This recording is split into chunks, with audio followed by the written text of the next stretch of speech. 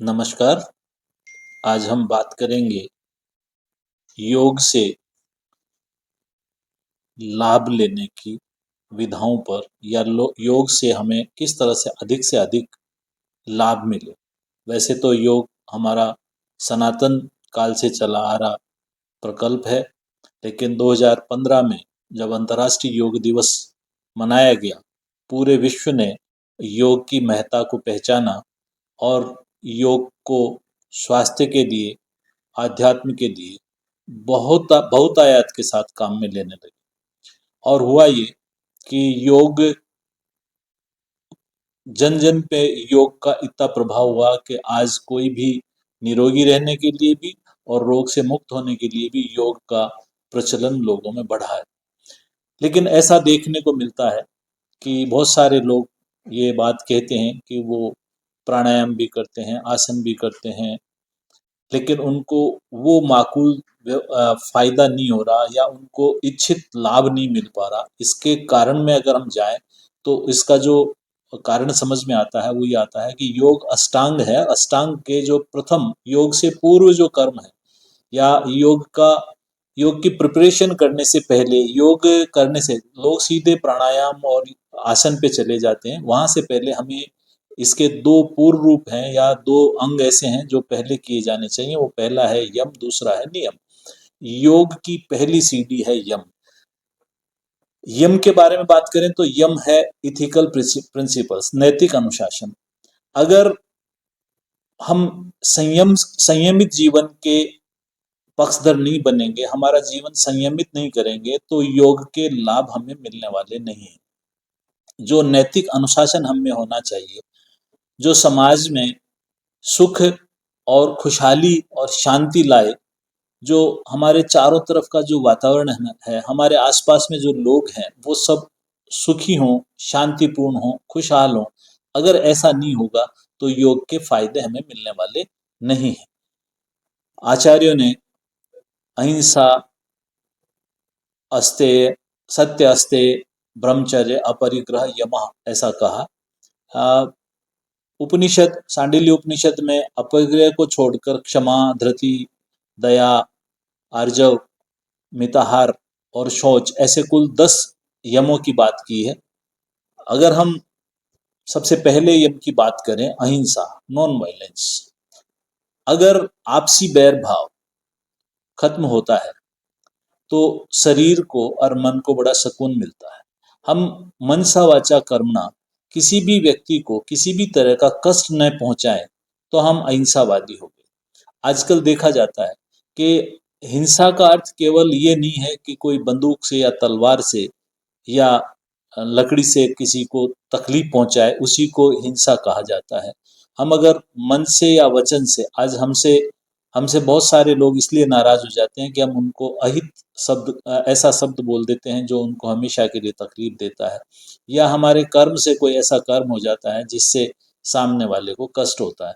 अगर इन सब चीज़ों को हम अवॉइड कर दें तो ये नॉन वायलेंस का होता है। अब आप देखिए कि अगर हम हिंसक होते हैं, उसके लिए हमारे एड्रेनलिन का स्राव होता है, और अगर हम अहिंसक होते हैं तो हैप्पी हार्मोन्स की सिक्रेशन बढ़ती है, डोपामाइन की सिक्रेशन बढ़ती है।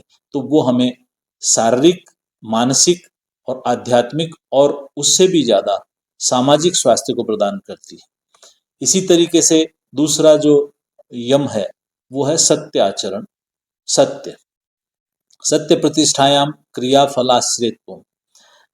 जो योगी लोग होते हैं वो मनसा वाचा कर्मणा, सत्य का आचरण करते हैं, और सत्य का आचरण करने से उनकी वाणी सिद्ध हो जाती है और वो जो बोलते हैं वो सही हो जाता है, वैसा ही हो जाता है। जहाँ तक असत्य भाषण की बात करें, असत्य भाषण से हमारे ब्रेन में बहुत सारी टेम्परेरी फाइल्स बनती हैं जो हमारे ब्रेन को शुद्ध होने से, जो मन की शुद्धि वाली बात कहें तो मन शुद्ध नहीं होता है। इसलिए सत्य आचरण का अगर सहारा लिया जाए तो ही योग का माकूल फायदा हमें मिलने वाला है। अस्तेय, तीसरा और महत्वपूर्ण यम है अस्तेय, चोरी ना करना। मनसा वाचा कर्मणा, हम किसी वस्तु जो हमारी नहीं है, अपनी नहीं है, दूसरे की किसी वस्तु के प्रति इच्छा रखना या उसको चुरा लेना, इसको हम अस्तेय में लेते हैं। ये भी मन को कमजोर करती है। लोभ और मोह के वशीभूत होकर अगर अस्तेय किया जाता है, अस्तेय होता है, अगर हम चोरी करते हैं तो वो हमारे मन को कमजोर करता है, और कमजोर मन वाले व्यक्ति को योग से कोई फायदा नहीं होता है, क्योंकि मन चित्त की वृत्तियों का निरोध करने का नाम है योग। ब्रह्मचर्य का अगर बहुत विस्तृत हम अर्थ देखें तो ब्रह्म परमात्मा को या ब्रह्मा को कहते हैं, और चर्य यानी चरना या उसकी उपासना करना। इंद्रिय जो हमारी 10 इंद्रियां हैं, 5 कर्मेंद्रियां, 5 ज्ञानेंद्रियां, ज्ञानेंद्रियों के वशीभूत होकर मनुष्य असम्यक आचरण करने लग जाता है, चाहे वो खाने का हो, चाहे वो स्वाद के बतौर हो, चाहे स्पर्श सुख में लो, चाहे दृष्टि के द्वारा लो। तो अगर इंद्रियों का हम सम्यक योग करते हैं या उनके ऊपर समन रखते हैं, उनके ऊपर संयम रखते हैं, तो ये ब्रह्मचर्य की श्रेणी में आता है। ब्रह्मचर्य के बिना बिना इंद्रियों को वश में किए, क्योंकि मन उभयंद्रिय है, और मन के अगर आप देखें, आत्मा मनसा युज्यते मन इंद्रियण इंद्रिय विषयण, ऐसा करके गीता में भी कहा है, आयुर्वेद भी कहता है। अगर विषय और इंद्रिय का जो संपर्क है वो संयमित हो जाए तो बहुत सारे मानसिक रोग और बहुत सारे शारीरिक रोग हमें होंगे ही नहीं, और अगर होंगे तो हम उनसे दूर हो जाएंगे।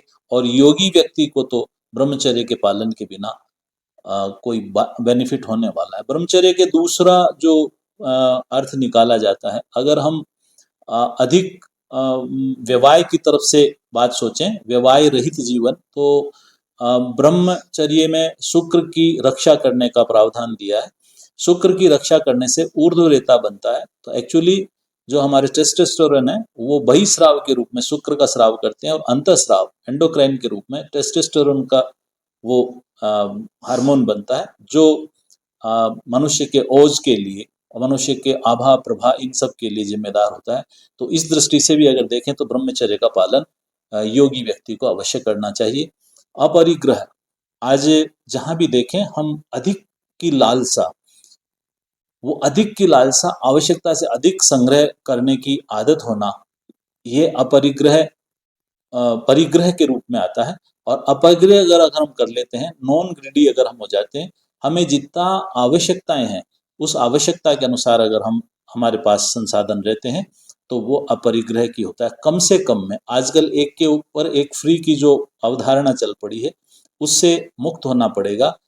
हमें जितना कम से कम में, जितना संयम से हम चाहे वो धन हो, चाहे वो संपत्ति हो, चाहे वो हमारे दिन प्रतिदिन की संसाधन हो, चाहे वो भोजन हो, किसी भी रूप में देखें तो अपरिग्रहशील जो व्यक्ति होता है वो योग के बेनिफिट्स ज्यादा लेता है।